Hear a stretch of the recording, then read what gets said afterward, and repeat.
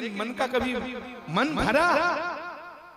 इतना बेईमान, इतना नीच, ये मन हमेशा हमें पापों के रास्ते पर ले जाता है। कहो दिन तो मन कही थी चल ते मोर बाप माने जैसन के तैसन खवाए पिए, चल आज मैं तो लेख के भागवत सुना देता हूं। मन कथे अते जबरन भागवत में आ गए तो कोचका तक उठना, चाय पिए बेरा हो गए, वो घट डालने खींचो मन, ये उसका स्वभाव है। तो मन ऐसा है, मन और पानी दोनों का स्वभाव एक है। पानी गिर जाए तो नीचे की ओर बहता है, मन भी हमेशा नीच नीच बातों का ही चिंतन करता है, अच्छा बात कभी सोचता तो सही हमके कोड़े मारना पड़ेगा।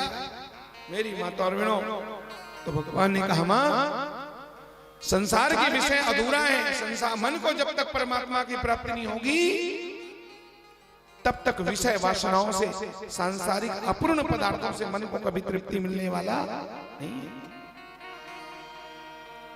तुम कहती हो इतना कि मेरे पास इतना है, रावण का नाम तो सुना है ना माता जी, रावण के पास किस बात की कमी बोलो है? रावण जैसा कौन होगा?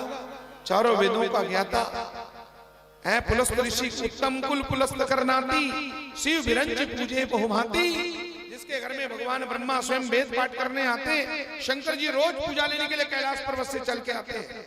यहाँ तो ठसन है रावण का। रावण ने शंकर जी से साफ कह दिया टाइम नहीं है मेरे पास, अगर आपको पूजा करवाना है तो समय से आ जाए करो। और शंकर जी खुद पूजा करवाने आते हैं। 10 दिक्पाल जिसके घर हाथ जोड़े खड़े रहते हैं, वरुण जहां पानी भरता है, अग्नि चूल्हा जलाता है, सारे संसार को अपने कदमों में झुकाने वाला रावण पुष्पक विमान है।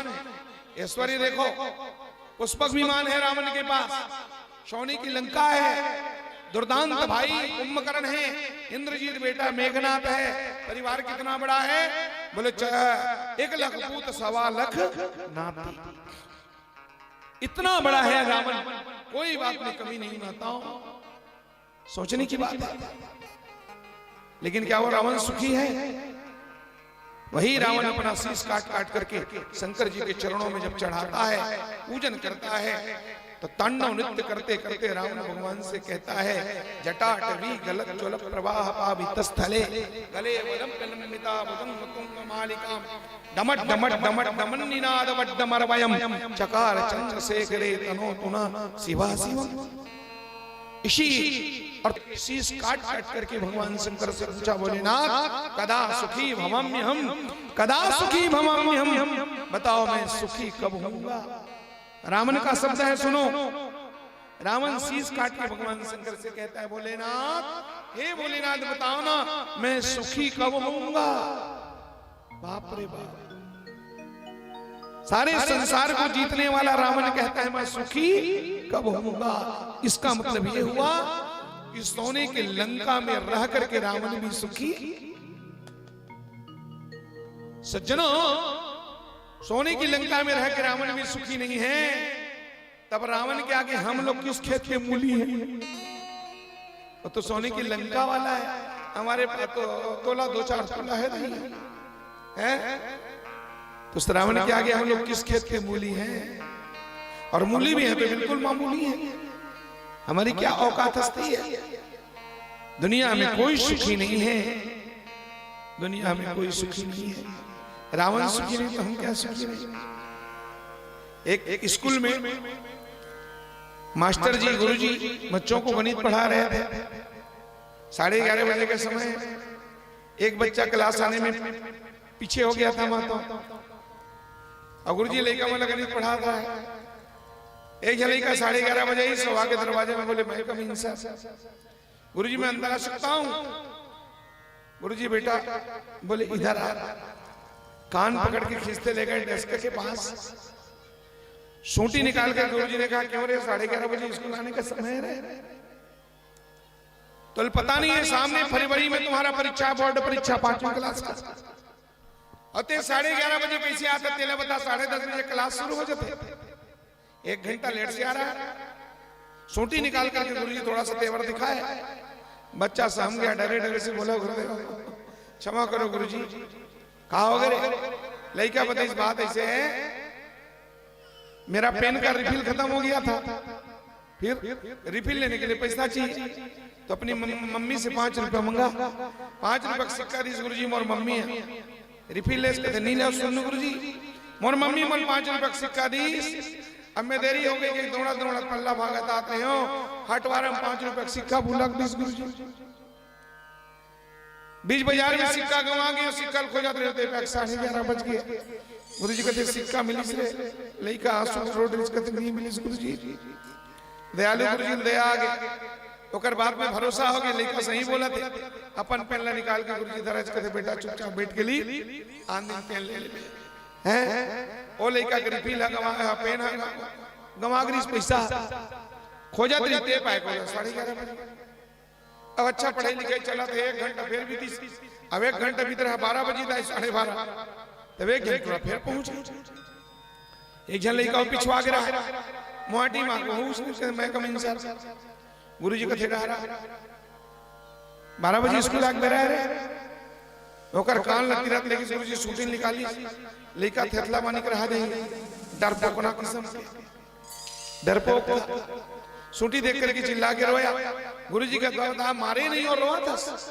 अभी कहां रोस बेटा फिर रोहूं रे हैं ते 12 बजे स्कूल कैसे आते अल्लाह बता 12 बजे स्कूल आके बेटा ओ पलाना लेकर 5 रुपए सिक्का गंवा गरी और सिक्का गंवा गरी ते पाए कोला 11:30 बज गए तोला 12 काबर बजीस रे। सच बतावे तो मार नहीं खा, झूठ बोले तो मन मने सोटे में। तो गुरु जी बार-बार कहते सच बता इतनी मारो। तो वो लड़का कहते सच बता नहीं मारे तो झूठ बोले का मतलब। तो रोवत रहते तो हंस रही थी। अब हंसत का कहते गुरु जी सच बताओ तो नहीं मारस ने गुरु जी बिल्कुल नहीं मारो रे सच बता तोला 12 का बर्बादी। तब वो लड़का सच बता दी सो का कहते गुरु जी बात ऐसे वो फलाना टुरा 5 रुपए सिक्का गंवा गरी से हाँ तो वो खोजत रहते पाए को 11:30 बज गए। तो तोला काबर 12 बजी वही चलत में पूछा था। तो सुनना गुरु जी वो फलाना टुरा 5 रुपए सिक्का गंवा गरी वो खोजत रहते पाए 11:30 बज गए और मैं नहीं गुरु जी ओकरे 5 रुपए सिक्का ला चपक के खड़े रहते पाए 12 बज गए गुरु जी। अरे बेईमान देखा था वो बेचारा सिक्का मिले नहीं के को कलेक्टर नहीं और ये बेईमान हटरे नहीं के घरे नहीं चपक के खड़े। मतलब क्या निकला दृष्टांत तो हंसने लायक है ना, हंसी आ गया लेकिन इसके पीछे कुछ सत्य है, इसके पीछे तथ्य है। बात ऐसे राइयो दुनिया में कोई सुखी नहीं है, सब टेंशन में। ये कर सिक्का गंवा गए ते टेंशन में पाए ते ज्यादा टेंशन समझ गया। ये उसका अर्थ है। ये कर का नहीं है ते नहीं है ते कर से नहीं परेशान है हावे ते मन ज्यादा हाला। ये कर का लोग नहीं है लेका नहीं है ते मन लेका से लेका नहीं के खाला खान है और जब गाड़ा गाड़ा देते मन लेका से हला पारा वाला दंदोरा थे रही जेकर संग बात है जेकर संग झगड़ा लड़ाई रात दिन थाना कचहरी ज्यादा हालत खराब कर दे हैं नहीं है ते मन जोत जला दे जगह जगह हैं अब हमें ते मन घरे मांगी लगा। ये तो हाल है। तो कुल मिला के सुखी कौन है?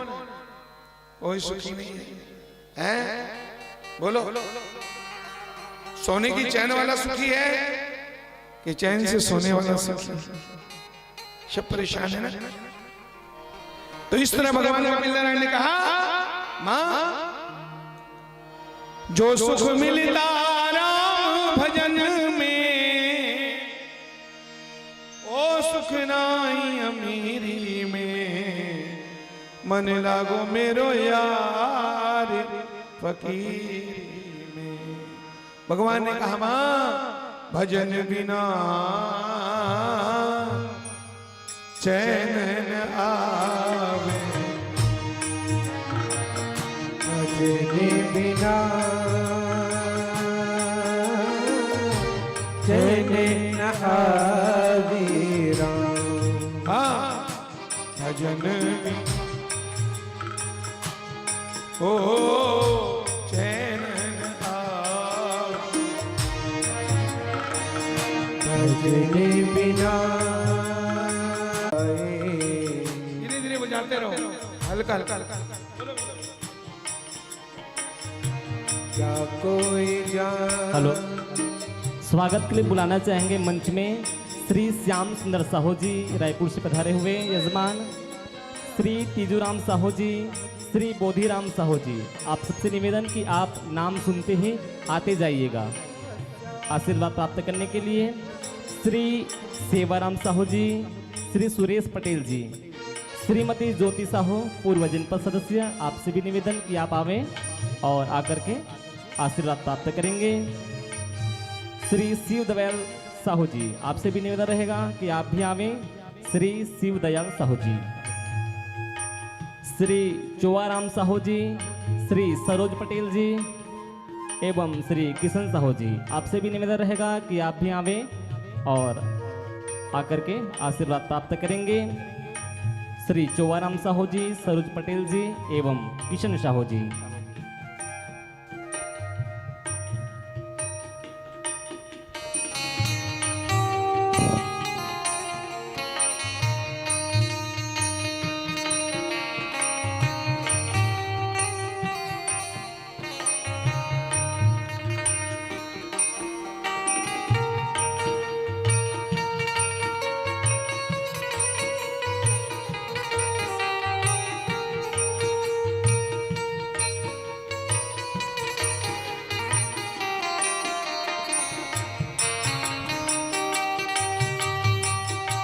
चैनन आवेरा, बोलो भजन बिना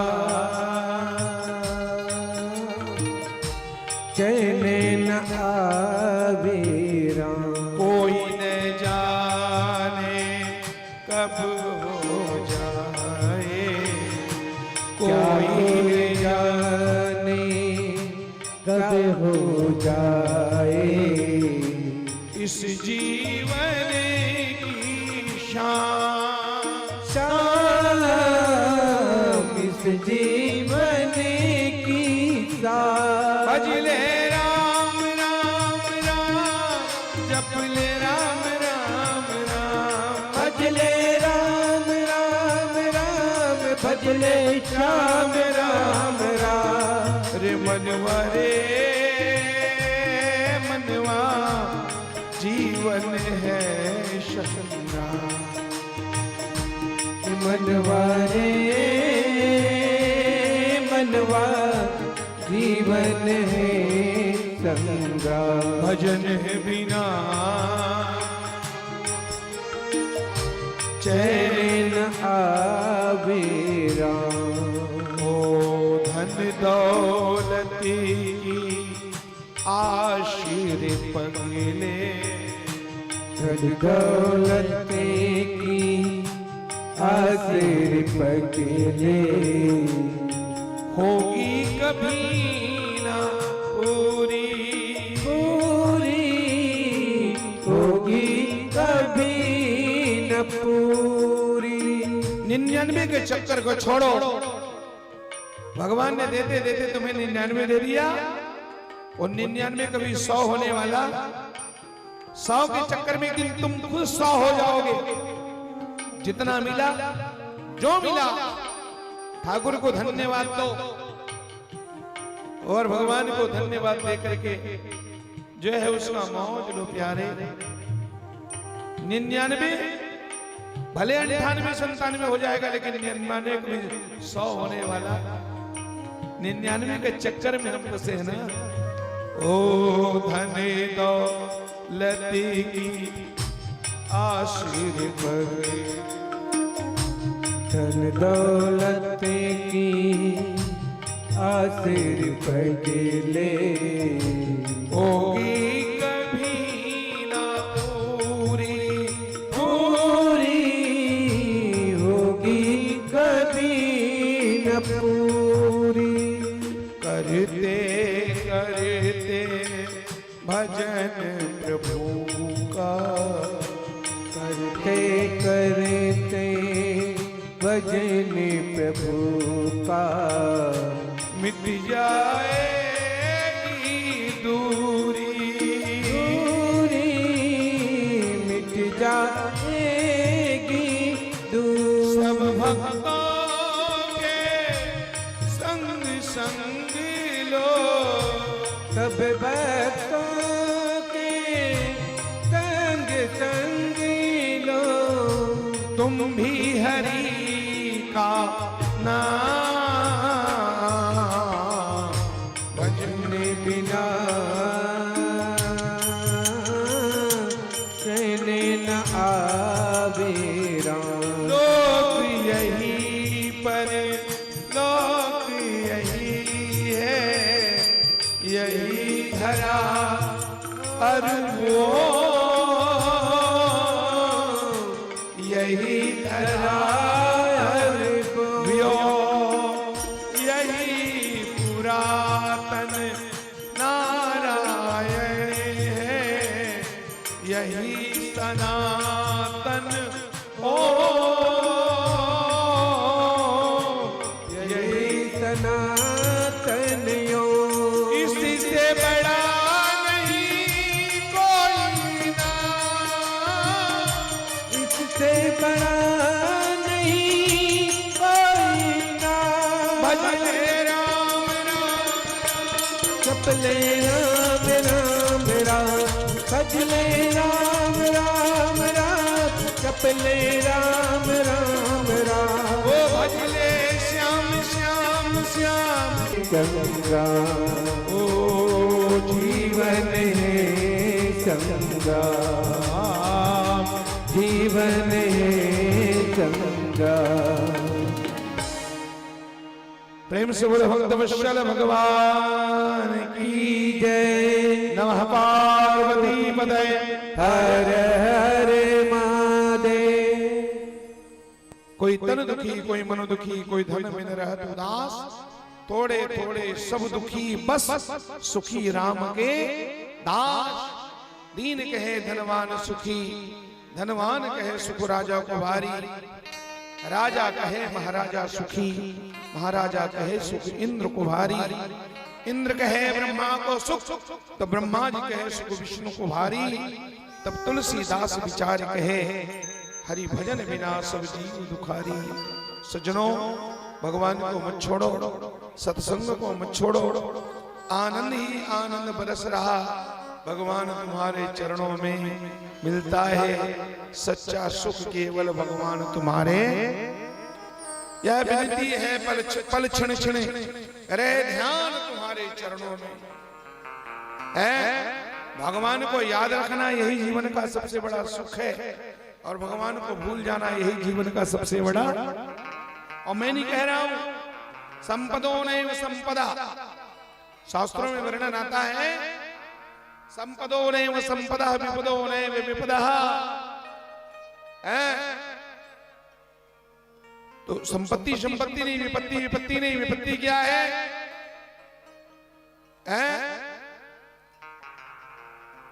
नारायण का स्मरण, भगवान का स्मरण ही सबसे बड़ी संपत्ति है, और भगवान को भूल जाना यही सबसे बड़ी विपत्ति है।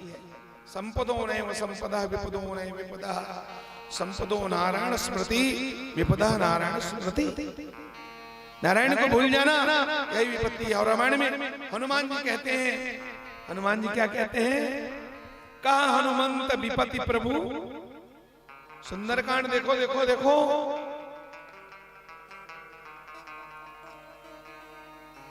सुंदरकांड की किष्किंधा कांड। कल एक भगत के तरफ से मेरे पास फोन आया था धमतरी से।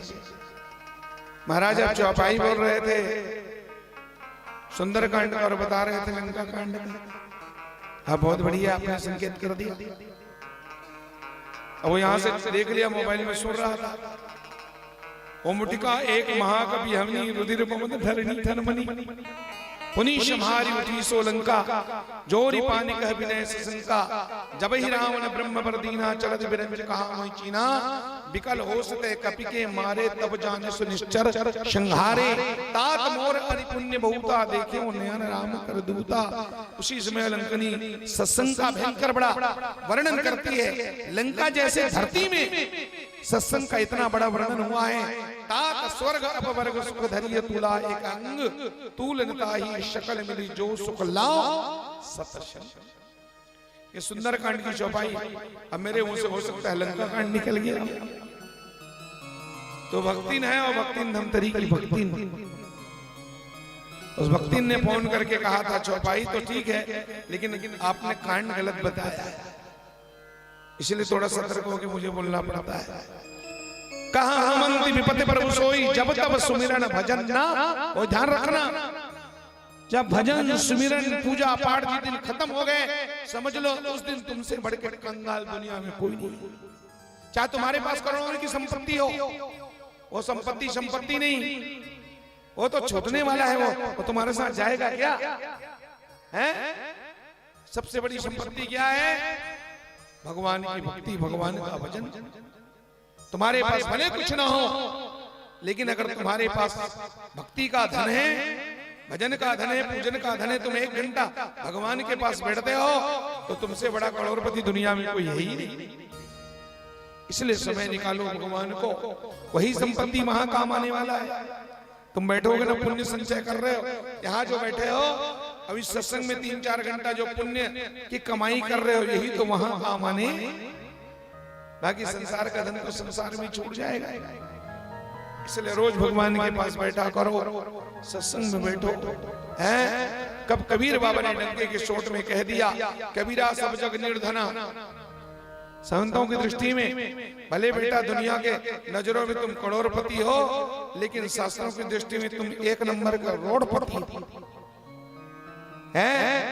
भले करोड़पति हो, लेकिन तुम्हारे जीवन में सत्संग नहीं है, भक्ति नहीं है, भगवान का ध्यान भजन पूजन नहीं है, तो तुमसे बड़ा दुनिया में कोई कंगाल नहीं है।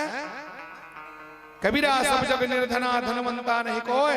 अरे धनवंता सोई मानिए, जाके राम नाम धन, जिसके पास राम नाम धन है, सत्संग की पूंजी है, वही सबसे बड़ा धन है। मीरा कहती पायो जी मैंने राम रतन धन पायो, राम नाम की हीरे मोती मैं बिखराऊं गली गली, ले लो रे कोई राम का प्यारा, शोर मचाऊं गली गली।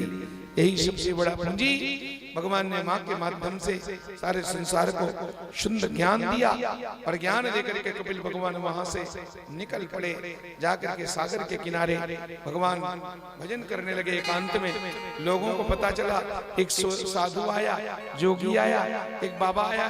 लोग दौड़ पड़े, बाबा हाथ देखो, हाथ देखो, हमारा हाथ देखो, हमारा किस्मत बताओ, हमारा आज बेटा है कि बेटी।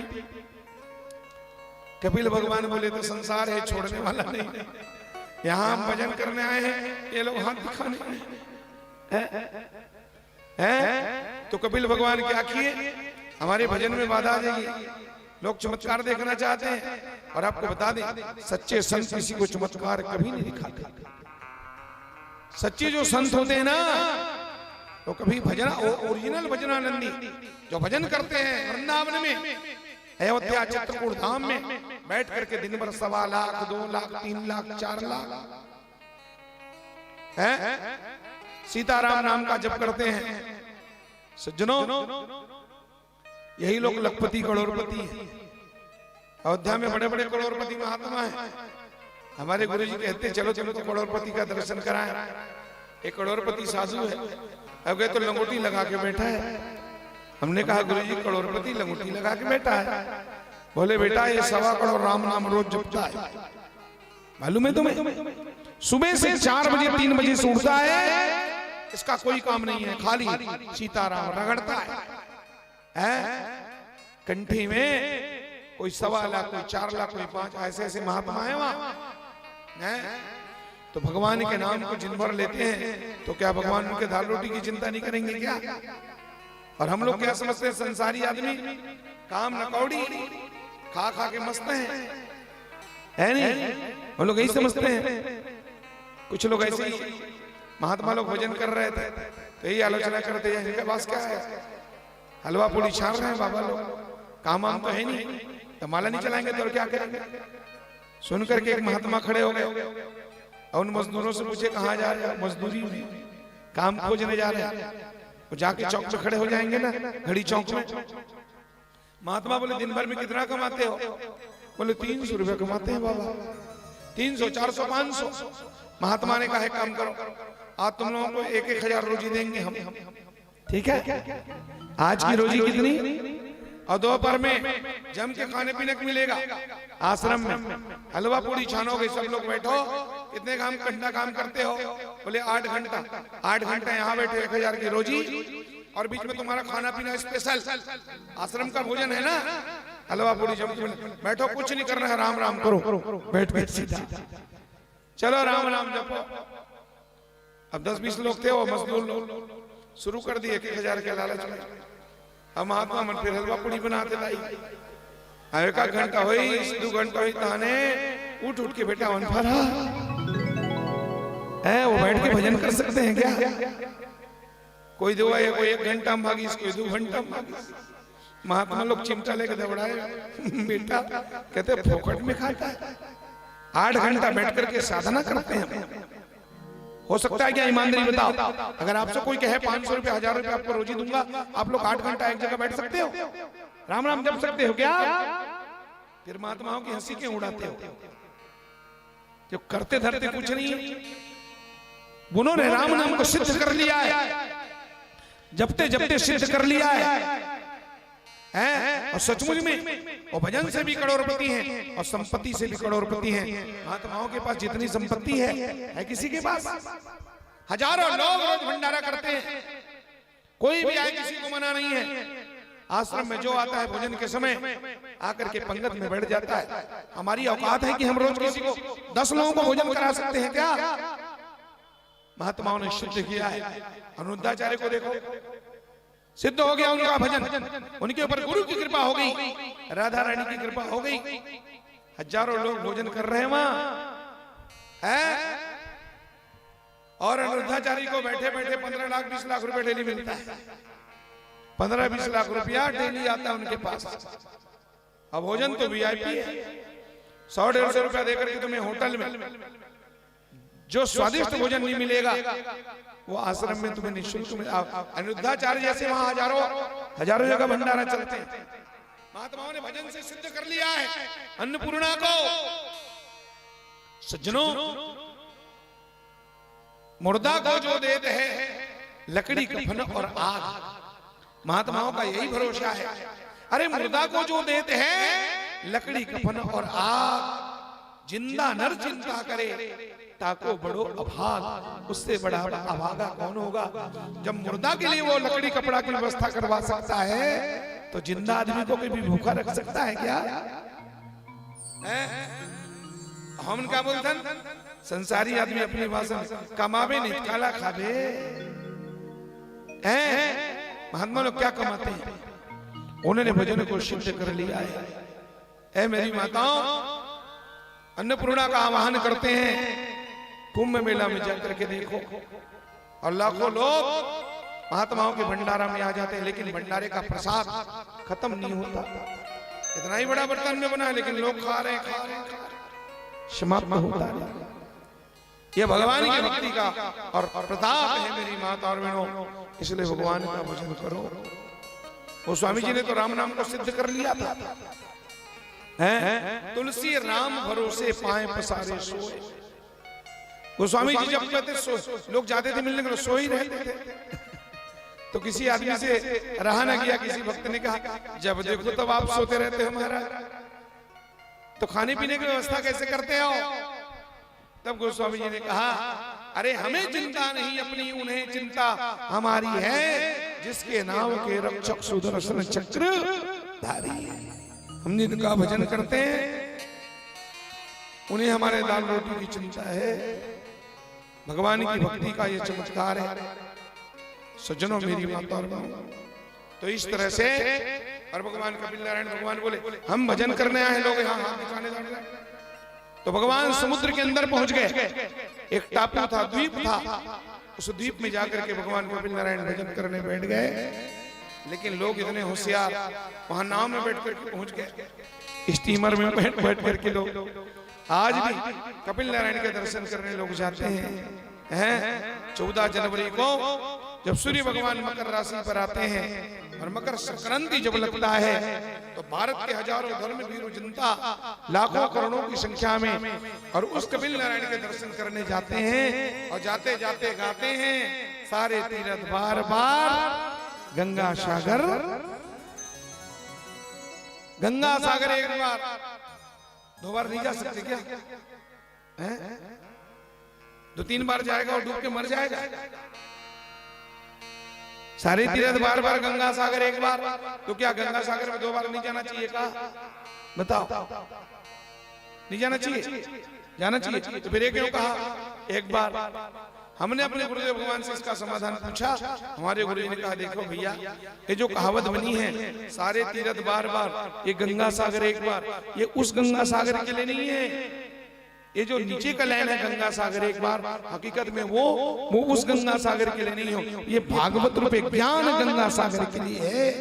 उस गंगा सागर में आदमी सैकड़ों बार जा सकता है, शक्ति है, सामर्थ्य है, पैसा है, हर साल जा सकता है, लेकिन उसमें तो जाने वाला नहा के फिर संसार में आ सकता है। पर एक बार इस भागवत के गंगा सागर में जो गोता लगाता है, उसका संसार में फिर जन्म होने वाला और सदा के लिए मुक्ति को प्राप्त हो जाता है। यही है वो गंगा सागर। कपिल नारायण भगवान के मुंह से जो ज्ञान का गंगा सागर निकला, इस ज्ञान रूपी गंगा सागर में जो गोता लगाता है वो सदा के लिए मुक्त हो जाता है, अमर हो जाता है। मेरी माता और बहनों, और माता तो देवती तो पिघल के नहीं। आप लोग पिघल जाते हो कि नहीं पिघल जाते हो? कथा सुनते सुनते पिघल जाते हो कि नहीं? हैं? हम लोग बोलते हैं ना, अरे मैं तो कथा सुनते सुनते पिघल गया। नहीं, महाराज की कथा सुने पिघल गया। अब वहां माता सचमुच में पिघल गई, नदी बन गई, गोमती नदी बन गई। मेरी माता, माता देवती गोमती नदी बन के आज भी देखो, आज भी गोमती नदी बह रही है इस तरह से। और सुखदेव भगवान ने मनु महाराज की मझली बेटी के चरित्र को विराम दिया। छोटी बेटी का चरित्र और गाता हूँ मस्ती से, बड़ा आनंद के साथ। फिर 1 घंटा ही समझ लूंगा, 1 घंटा 1.5 घंटे ज्यादा नहीं है ना। और माता पार्वती का मंगलमय चरित्र है, सती चरित्र है। मनोस्तु शत्रुपायाम ऐसा कन्यास जगिरे आकुतिर देवहूतिश्च प्रसूति विश्रुता। मनु महाराज की बड़ी बेटी आकुति, मंझली देवहूति, छोटी का नाम प्रसूति। छोटी बेटी प्रसूति का विवाह भगवान ब्रह्मा के अंगूठे से पैदा हुए, ये पांव के अंगूठे से पैदा हुए राजा दक्ष के साथ हुआ। और दक्ष ने प्रसूति जैसी भार्या को प्राप्त करके 24 कन्याओं को जन्म दिया है। कल्प भेद से राजा दक्ष के 60 बेटी हैं। भागवत में 24 बेटी है, शिव पुराण में 60 बेटी है। तो अभी शिव पुराण नहीं पढ़ रहे हैं हम, इसलिए हम 24 बेटी की बात बताएंगे। शिव पुराण में 60 बेटियों का जिक्र है, समझे नहीं? तो यहाँ 24 बेटी हैं। उनकी बेटियों का नाम है श्रद्धा, लक्ष्मी, धृति, तुष्टि, पुष्टि, मेधा, क्रिया, बुद्धि, लज्जा, वसु, शांति, सिद्धि, कीर्ति। मेरी माता बहन संभूति, स्मृति, प्रीति, क्षमा, सन्नति, अनुसुईया, ऊर्जा, स्वाहा और स्वधा। राजा दक्ष की एक बेटी का नाम है स्वधा, और स्वधा नाम की बेटी पितरलोक में गई थी। पितरों के साथ में उनका विवाह हुआ था। तो स्वधा जब पितरलोक में गई तो पितरों को 3 कन्या मिली, 3 बेटी। एक का नाम है धन्या। क्या नाम है? धन्या, धनिया नहीं, हरा धनिया, फर धनिया नहीं, धन्या, धन्या। देखो, राजा दक्ष की 24 बेटी में एक बेटी का नाम है। थोड़ा शिव पुराण की बातें हैं, याद आ गया। अभी अभी रुक के श्रोताओं को जोरदार शिव पुराण सुना के आया, तो स्मृति पटल में याद है। राजा दक्ष की बेटी है वो स्वधा, पितरलोक में गई थी, पितरों से विवाह हुआ था। तो पितरों की 3 कन्या हैं। एक का नाम है धन्या, मझली का नाम है मेनका, और छोटी का नाम है कलावती। ये तीनों बहनें एक बार विष्णु के दर्शन करने वैकुंठ गई। तो वैकुंठ गई तो वहां सभा लगा हुआ था, भगवान को प्रणाम करी, तीनों बहन बैठ गई। 1 घंटा के बाद वही ब्रह्मा के 4 बेटा सनकादिक लोग दिगंबर अवस्था में पहुंचे, नागा बाबा, और 4 भाई आए बिना कपड़ा लत्ता के। चारों भाइयों को देख करके जो खिलखिला के तीनों बहनें हंसी। सब लोग खड़े होकर के प्रणाम किए सनकादिकों को। ये लोग उनके उम्र का अंदाज नहीं लगा पाए। ये लड़का समझ करके हंस दिए और खड़े होकर प्रणाम भी नहीं किए। जबकि वैकुंठ में जितने लोग बैठे थे सबने नमस्कार प्रणाम किया।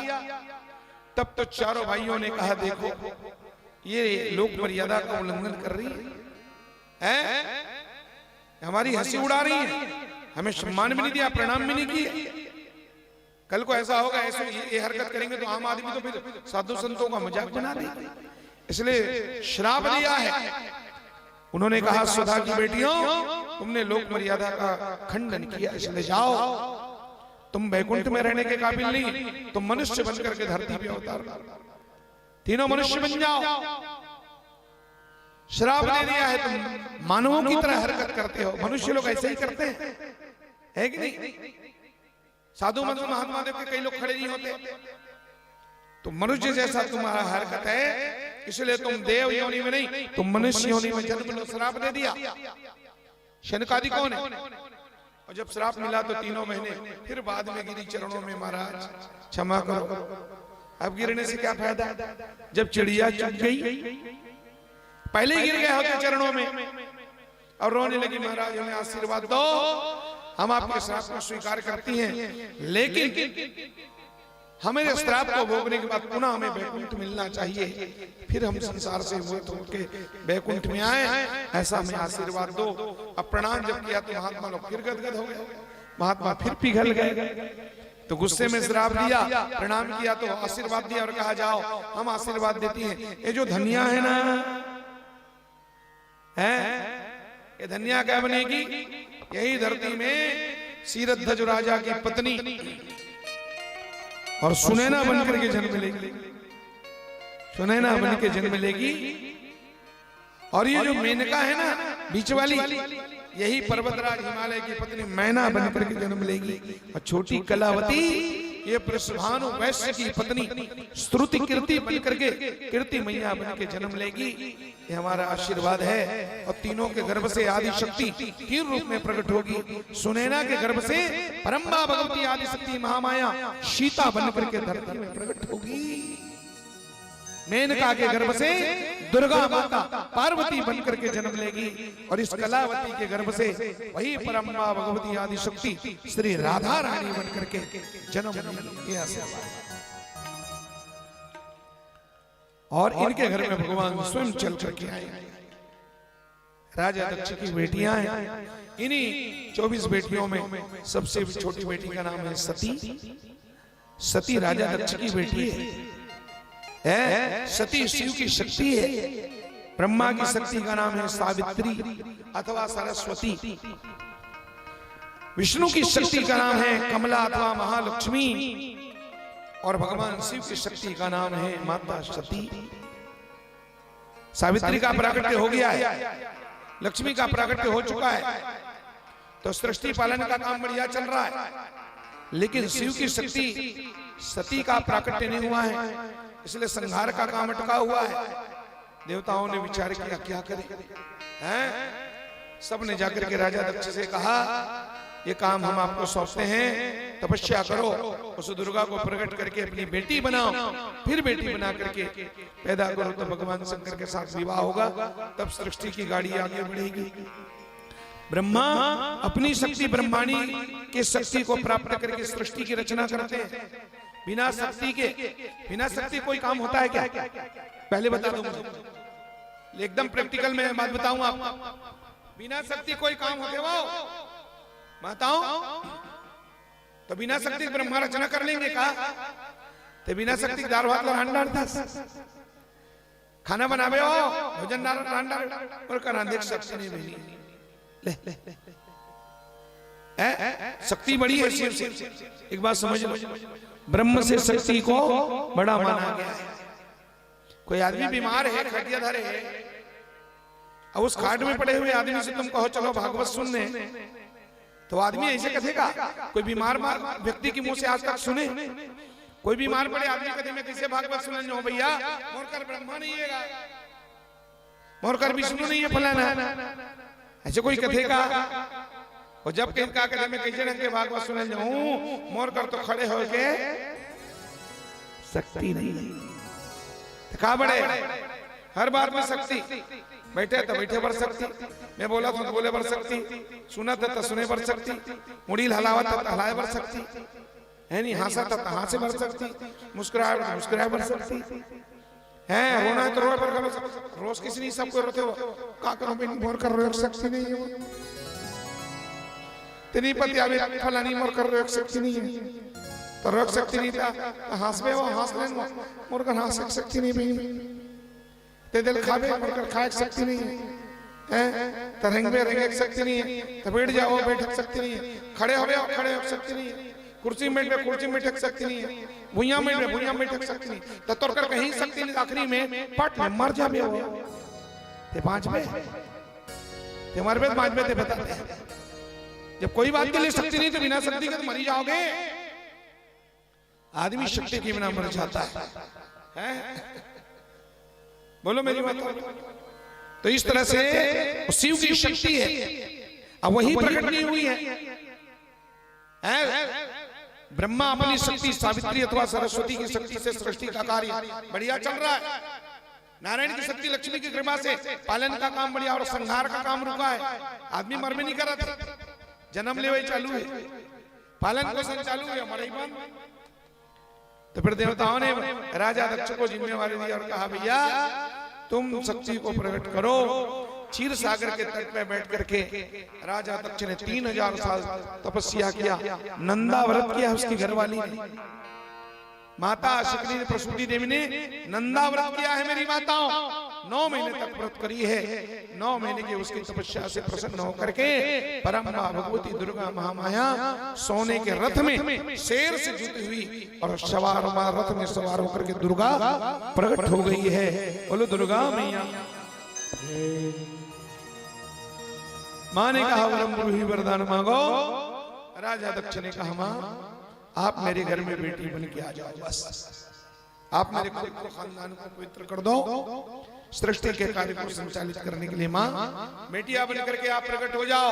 दुर्गा बोली तथास्तु एवमस्तु, लेकिन शर्त रख दिया मां ने, कहा तुम जगत की माता को, जो जगत को जन्म देने वाली जगत जननी है, राजन तुम उसे बेटी के रूप में देखना चाहते हो, ठीक है मैं तो भक्ति के वश में हूं, पराधीन हूं, तो मैं तुम्हारी बेटिया बनने को तैयार हूं, लेकिन मेरा शर्त यही है जब मैं तुम्हारी बेटी बनकर, मेरी बेटी है, ऐसा तुमने कभी धोखे से मेरा अपमान किया तो मैं रहने वाली तुमको छोड़ करके चली जाऊंगी और तुम्हारा भी सर्वनाश कर डालूंगी।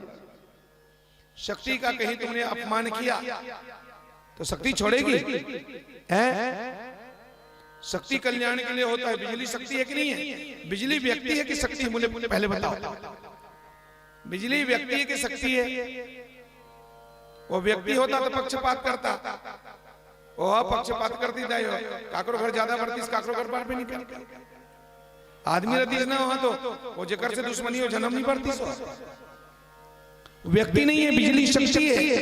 और शक्ति कल्याण के लिए पंखा चलाओ, कूलर चलाओ, इंजेक्शन चलाओ, अस्तरी गर्म करो, हीटर गर्म करो, शक्ति का सदुपयोग करो। अतः कर अपमान करे, दुरुपयोग करो, धर के तो मरबेद माजबेद है, यही उसका अपमान है। तुम उसको पकड़ के मरोगे तो शक्ति तुम्हें छोड़ने वाली नहीं है। तो इस तरह से शक्ति का दुरुपयोग नहीं करना चाहिए, समझे नहीं? भगवान शिव भी शक्ति है, भगवान व्यक्ति नहीं है। अब भगवान व्यक्ति होते तो फिर देख देख के वरदान देते। शंकर जी वो देख के वरदान नहीं देते। जो उनकी तपस्या करेगा, देवता हो दानव हो मानव, ये तपस्या करेगी, बोला वो बिल्कुल बिल्कुल भगवान दर्शन, वो शक्ति है नहीं मेरी माता। तो इस तरह से राजा दक्ष के सामने दुर्गा प्रकट हुई और प्रकट होकर के राजा की पत्नी माता प्रसूति के गोद में सती बनकर प्रकट हुई। सती और भगवान शिव का सुंदर विवाह हुआ। शिव पुराण में बहुत लंबा चौड़ा वर्णन है, बहुत लंबा। भगवान शंकर का विवाह सती के साथ हुआ है मेरी माता और बहनों। अब देखो राजा दक्ष ने जिस कन्या को भगवान शंकर के हाथों अर्पण किया, सती को शिव के चरणों में कन्या दान किया। एक दिन उसी राजा दक्ष ने भगवान शंकर का भरी सभा में अपमान भी किया है। प्रयागराज में देवताओं ने बहुत बड़ा यज्ञ किया और उसमें 33 कोटि देवता है, भगवान त्रिदेव ब्रह्मा विष्णु महेश भी गए। ये शिव पुराण में लिखा है। और थोड़ा सा अंतर है रामचरितमानस में। भगवान ब्रह्मा ने अपने बेटा राजा दक्ष को प्रजापति के पद पर स्थापित कर दिया। सृष्टि के कार्य संचालित हो बढ़िया। तो व्यवस्था बनाने के लिए भगवान ब्रह्मा ने राजा दक्ष को प्रजापतियों के नायक के पद पर बिठाया। मानस में गोस्वामी जी लिखते हैं, देखा विधि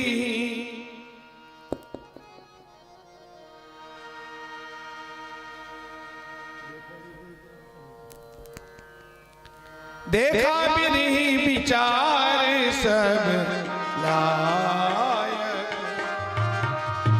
दक्ष प्रजापति नायक दक्ष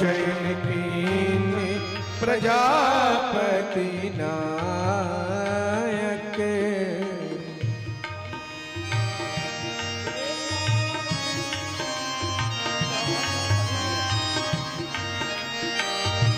दक्षहीन प्रजापति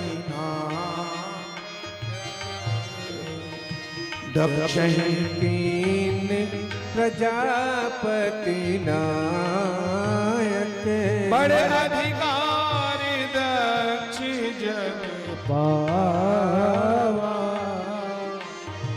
अस अभिमान हृदय कहाँ आवा अस अभिमान हृदय कहाँ आवा। बोलो भक्त वत्सल भगवान की जय। मेरी माता और बहनों, राजा दक्ष को अभिमान हो गया। बिना परिश्रम के, बिना मेहनत के, सहज में, मुक्त में इतना बड़ा पद जब मिला है तो राजा दक्ष को अभिमान हो गया मेरी माताओं। और राजा दक्ष ने क्या किया? वही यज्ञ में पधारे, वही प्रयागराज इलाहाबाद के यज्ञ में राजा दक्ष भी सम्मिलित होने के लिए आए।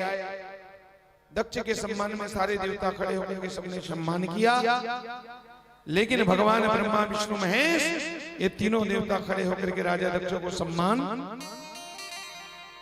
सब खड़े हुए दक्ष के स्वागत में। पितृदेव खड़े नहीं हुए, ब्रह्मा विष्णु, और तीनों को खड़े ना होते देख करके राजा दक्ष आप ही से बाहर हो गया है? मैंने में सोचने लगी, बताओ मैं राष्ट्रपति के पद पर बैठा हूं, आज की भाषा में समझने के लिए प्रजापति राष्ट्रपति है, प्रजा की रक्षा करने वाला प्रजापति, राष्ट्र की रक्षा करने वाला राष्ट्रपति। तो राजा दक्ष ने कहा मैं इतना बड़ा संवैधानिक पद पर बैठा हूं, सब लोग मेरा सम्मान करने के लिए खड़े होते हैं, पर ये त्रिदेव खड़े क्यों नहीं हुए? तो सबसे पहले बैठे थे भगवान ब्रह्मा, खड़े भी होते तो सबसे पहले कौन खड़े होते? जिसका नाम पहले है। ब्रह्मा जी खड़े नहीं हुए, क्यों? भगवान ब्रह्मा जी बोले बेटा तो प्रजापति बन, चाहे कुछ भी पति बन, लेकिन बाप तो मैं तेरा ही हूं रे, और तू मेरा बेटा है, तो बेटे के स्वागत में बाप खड़ा हो, ये शोभनीय है क्या? नहीं, बेटा समझ के ब्रह्मा जी नहीं खड़े होते। चलो ब्रह्मा की बेटा इसलिए खड़े नहीं हुए, मेरी माता और बहनों विष्णु भगवान खड़े हो जाते ना। जैसे ब्रह्मा ने सोचा वैसे विष्णु ने भी सोचा, बेटा तो प्रजापति बन, चाहे कुछ भी पति बन, लेकिन नाती तो हमारा ही है रे। ब्रह्मा का बेटा और विष्णु के ठीक है, ब्रह्मा का बेटा इतकर से देखो विष्णु को नाती है, तो नाती समझ के विष्णु जी खड़े नहीं हुए, शंकर जी को खड़े होना चाहिए कि नहीं? तो कर तो ससुरी का चिकन भोलानाथ है, शंकर जी घरों नहीं खड़े हो, छोड़ने यार, अपन साथ बार राष्ट्रपति बने, कहीं पति बने, ससुर तो हमारा है कि कपड़ों मिटका दी दई। बोलो शंकर भगवान, शंकर जी करे चुप मिटका दी, ससुर तो हमारा है। अब बस राजा दक्ष आपे से बाहर हो गया और बाहर होकर के मेरी माता और बहनों देव उठा करके भगवान शंकर को अपमान किया। राजा दक्ष ने चिल्ला के कहा, भागवत में क्या कहा, अयम तु देव जनिंद्रोपेन्द्रादिभिर्भवः सह भागम नर्मताम देव देव गणाधन है श्रूयताम में ब्रह्म से ओ सहदेवा साग्निया साधु नाम वृतो वृत्तम न ज्ञाना नास्तमस्सरात्। ऐ देवताओं महात्माओं, ध्यान देकर के कान खोल करके सुनो। सभा में हमेशा सभ्य व्यक्ति को ही निमंत्रण देकर के बुलाना चाहिए। अगर एक भी असभ्य व्यक्ति सभा में आ जाए तो सभा का साजा मौज किरकिरा कर देता है। भगवान शंकर की इस तरह निंदा करने लगा, पर शंकर जी एक शब्द नहीं बोले, न किसी की हिम्मत नहीं जो राजा दक्ष को समझा रहे भैया राष्ट्रपति है। अब किसकी हिम्मत है कि कोई राष्ट्रपति का विरोध करे? तो कोई विरोध नहीं कर पाए। मेरी माता और बहनों, भगवान की बारंबार निंदा किया है। प्रेतावासेषु घोरेषु, ये शब्द है क्या लिखता है? आहा, एते ही सर्वे च असुरासुरा भृशं नमन्ति माम विप्र वरास्ततर्षया। सब लोग मुझको नमन करते हैं, पर ये क्यों मुझे नमस्कार नहीं करता? कथम है सो दुर्जनम वन महा महा महा तबुत्तम यह प्रेत पिशाच समृता। शमशानवासी मरघटिया है, ये मरघट में रहता है। निरपत्रपो हय्यम कथम प्रणामम न करोति में, इसने मुझे प्रणाम क्यों नहीं किया? लुप्त क्रियो भूत पिशाचा सेवितो, भूत प्रेतों के साथ रहता है। नरमुंडों की माला पहनता, चिता की भस्मी रमाता है, भूत प्रेतों को साथी बना करके रहता है। बरगट में रहने वाला इतना गाली दिया, इतनी निंदा किया, पर भगवान शंकर एक शब्द नहीं बोले। क्यों नहीं बोले? लोगों ने कहा शायद शंकर भगवान डर गए हों। अब शंकर जी डरेंगे? सोचने वाली बात यह है, शंकर जी कौन है? करालम महाकाल कालम कृपालम। अरे काल जिस महाकाल से डरता है, काल तो काल है, लेकिन शंकर जी जिस महाकाल के कोप से शंकर भी भय खा और काल भी भय खाते हैं, वो शंकर जी को डरने की क्या जरूरत थी? शंकर जी ने यहाँ प्रभाव नहीं दिखाया प्यारे, शंकर जी ने यहाँ स्वभाव दिखाया है। कहाँ प्रभाव और कहाँ स्वभाव? शंकर जी का प्रभाव क्या है? बोले करालम महाकाल कालम कृपालम, ये शंकर जी का प्रभाव है। तो कर्पूर गौरम करुणा वतारम, ये उनका स्वभाव है। शंकर जी एक शब्द नहीं बोले। क्यों? क्योंकि शंकर जी कबीर बाबा को अच्छी तरह मानते हैं, कबीरदास के अनुयायी है ना। कबीर बाबा ने शिक्षा दिया है, आवत गारी एक है पलटत होए अनेक, कह कबीर मत पलटिए वो रहे एक के। अब वो एक गाली दे रहा है तो इधर से 2 छोड़ोगे तो उधर से 4 बन के आएगा, इधर से 8 है, 8 के बाद तो मार काट है। इसलिए नहीं, हार के बाद तुम्हारी काट है, इसलिए जो देता है तो सुन लो भैया। कोई हमारा अपमान भले कर सकता है, लेकिन अपमानित तो हम स्वयं होते हैं। किसी के अपमान करने से हमारा कुछ भी बिगड़ने वाला,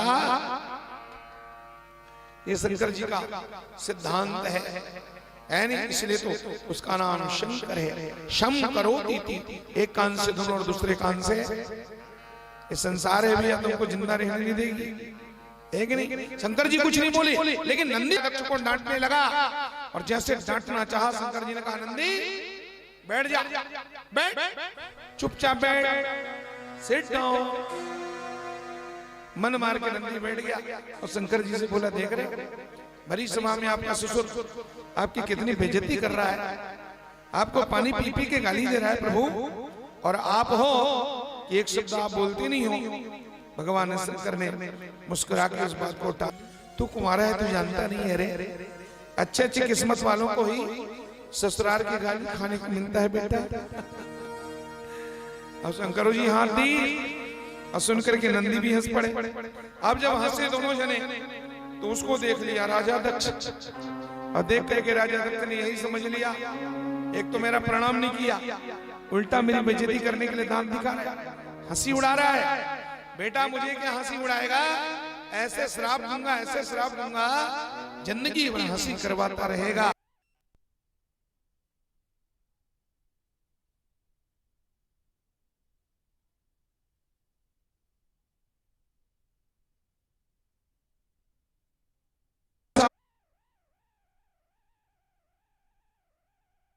नाम क्या है? और शिव मने